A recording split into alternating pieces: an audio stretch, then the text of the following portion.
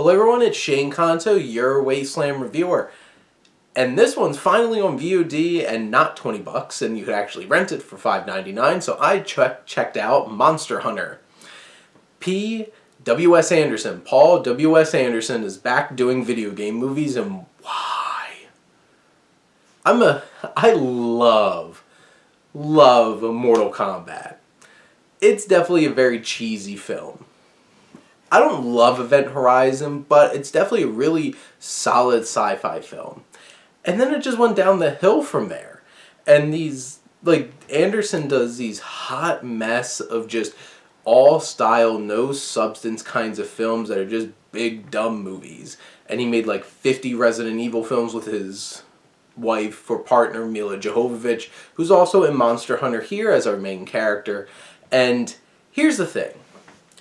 This movie is a big, dumb roller coaster ride. It's a lot of fun. You have these big monsters, crazy set pieces. For a $60 million film, which that's mid-range budget for most studios nowadays, this looks pretty great. And the monsters are cool, they're crazy, they do all kinds of cool things. The music in this film was like the synthesizer kind of sounds like video game music, and you feel like you're in this video game world. It's cool, and it's fun, and it's ridiculous. Everything else about this film feels like a mess. The editing is awkward in the ways that things are put together, and there's some lack of logic in some of the cuts, because especially in the main big climactic battle against a giant dragon, wyvern kind of thing.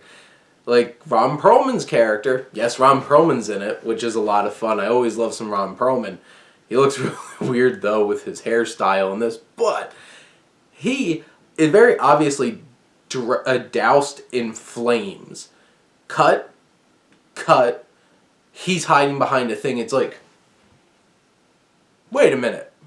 And those kind of logic gaps in the editing of this film are really annoying and really stick out. And you have the direction is so much slow motion. Overdoing slow motion, overdoing, I felt like I was watching a Michael Bay film with the low angle 360 shots and stuff like that. And it's a bit over the top, and the pacing is off because there's definitely moments where this just feels really boring. You throw monsters out there, we're having fun. No monsters, really boring. And the humor is not the greatest. And you have another moment also in this climactic battle where, timing-wise, Mila Jovovich, what she does should take 20 seconds. Yet this dragon goes on for minutes, destroying all these military guys. Just blowing them up, boom, flames.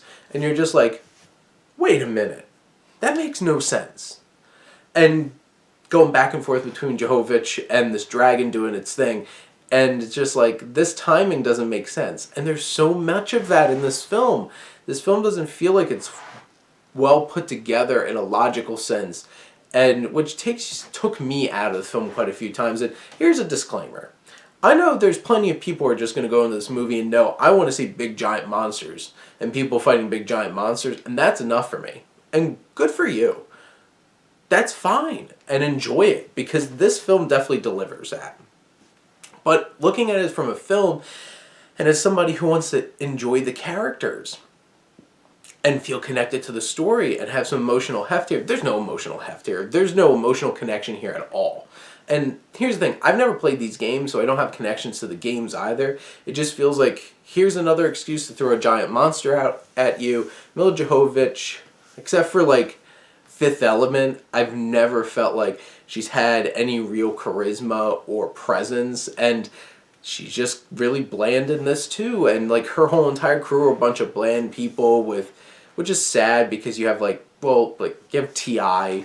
and Josh Hellman and a few other people. It's just nothing really amounts to anything with them. They all get they're gone and forgotten within the first 30 minutes. But you have Tony Jaa in this, who basically just makes stupid jokes and goes ha ha ha ha ha. and kick some ass. And that's basically it. Ron Perlman looks so absurd, but like does his thing, but like 99% of his dialogue's exposition. And they throw like there's so little dialogue in this, but so much of it is exposition. And like this crazy world, and they obnoxiously set up for sequels. Like the climax of the film is very anticlimactic, and then it's like bam, of course they are coming for a fourth act kind of battle. And then it sets up, this basically has the same kind of ending as the first Mortal Kombat film, and you're just like, are you kidding me? And then you have like a half credit scene setting up this big cloak, big baddie and stuff like that. And it's just like, are we going to get a sequel to this? This barely made half its budget back. And that's like just the pure gross and not actually what the production company gets back. And you're sitting here watching this film knowing, if you just want some big dumb fun, this is a movie for you. If you want anything more than that, this will fail you miserably. But I had those expectations going in, and you know what? This met my expectations because it was exactly what I thought it was going to be. And I did have fun watching big giant monsters and people fighting them with giant swords and stuff like that. But in a nutshell, that's Monster Hunter.